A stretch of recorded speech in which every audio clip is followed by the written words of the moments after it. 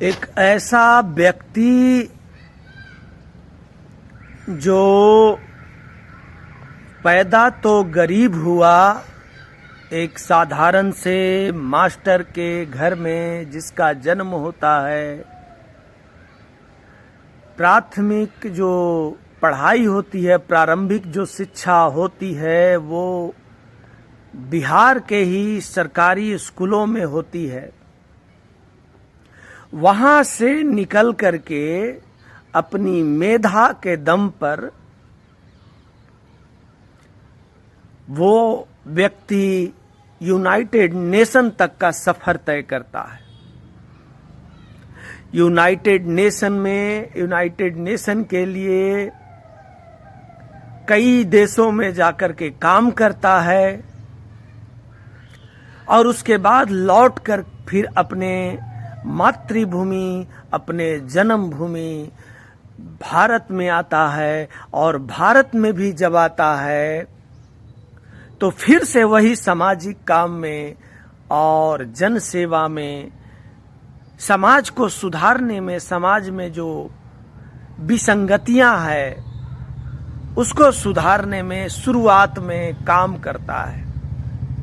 काम गुजरात में करता है और गुजरात के तत्कालीन मुख्यमंत्री श्रीमान नरेंद्र मोदी के बुलावे पर वो यूनाइटेड नेशन से बाहर आता है, भारत में आता है और यहाँ काम करता है।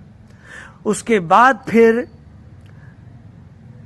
बीजेपी में रहता है, बीजेपी को जीत दिलाता है। 2014 में नरेंद्र मोदी को प्रधानमंत्री बनवाने में अपना कंधा लगाता है। उसके बाद बीजेपी से फिर आउट होता है।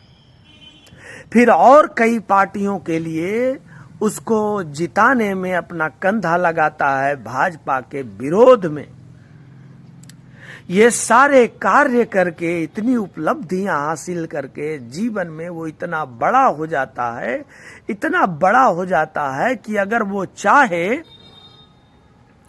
तो उसकी 2-3 पीढ़ियां तो आराम से बैठ करके खा सकती है।